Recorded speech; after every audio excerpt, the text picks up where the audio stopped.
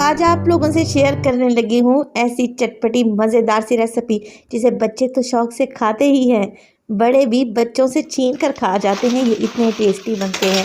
बिस्मिल्लाहिर्रहमानिर्रहीम। अस्सलाम वालेकुम।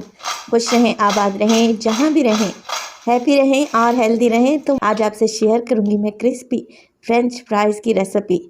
आलू के चिप्स को देखकर आपने वीडियो को स्किप नहीं करना, क्योंकि मैं आपको बताने लगी हूँ एक ऐसी तकनीक जिसमें ना ही आलू को हम बार बार धोएंगे, ना ही बॉईल करेंगे।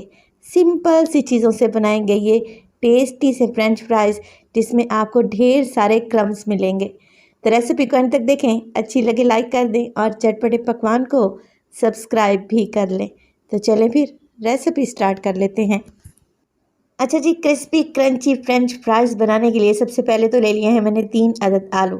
कोशिश करें आलू थोड़े बड़े साइज़ के लें।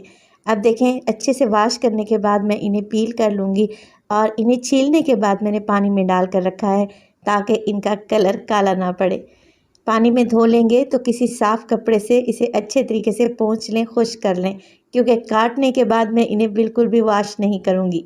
क्या होता है, आलू के जब भी फ्रेंच फ्राइज़ बनाएं आप लोग तो 2 से 3 पानी में इन्हें वॉश करते हैं, मगर इस वीडियो में ऐसा कोई सीन नहीं है। अब कर लेते हैं आलू की कटिंग। तो पहले लंबाई के रुख में आप लोगों ने स्लाइस निकाल लेने हैं। स्लाइस तकरीबन आधे इंच की थिकनेस में होने चाहिए।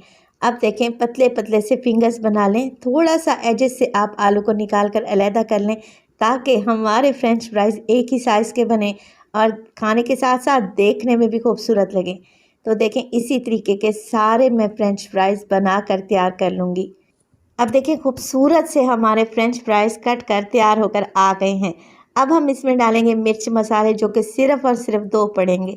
ज़्यादा मिर्च मसालों की भी ज़रूरत नहीं है। मैं इसमें डालूँगी नमक, तकरीबन हाफ़ टी स्पून के करीब। इसके अलावा शामिल करेंगे इसमें लाल मिर्च का पाउडर हाफ़ टी स्पून। ये फ्रेंच फ्राइज़ मैं डेली रूटीन में बनाती हूँ, क्योंकि मेरे बच्चों ने लंच लेके जाना होता है और ये फ्रेंच फ्राइज़ उन्हें बहुत ज़्यादा पसंद है।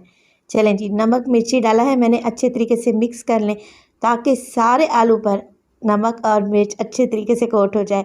अब नमक डालने से आलू पानी छोड़ेंगे।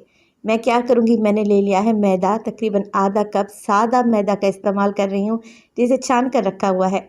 मैदा डालेंगे और दोनों हाथों से अच्छे तरीके से कोट कर लेंगे। तो आलू में मैंने नमक डाला था, जिसकी वजह से आलू में नमी आ गई है और मैदा अच्छे तरीके से आलू पर कोट हो चुका है। अब देखें, इस पर क्रम्स बनाने हैं हम लोगों ने। तो क्रम्स बनाने के लिए आधा कप मैदा मैंने दोबारा से लिया है। टोटल 1 कप मैदे का इस्तेमाल कर रही हूँ। ठंडा पानी लूँगी और ठंडे पानी का एक छींटा लगाएंगे। छींटा लगाने के बाद हमने हल्के हाथों से दोबारा से मिक्सिंग कर लेनी है। इसी तरीके से पानी का छींटा लगाते जाएं और हल्के हाथ से मिक्सिंग करते रहें। आप देखेंगे कि आलू के एक एक पीस पर आपको क्रम्स नज़र आएंगे। तो इस टेक्निक से अगर आप फ्रेंच फ्राइज़ बनाएंगे तो बिल्कुल ऐसे ही बनेंगे जैसे हम KFC वाली चिकन बनाते हैं ना, और उस पर ढेर सारे क्रम्स होते हैं जो खाने में इतने क्रिस्पी और शानदार होते हैं कि हाथ ही नहीं रुकता।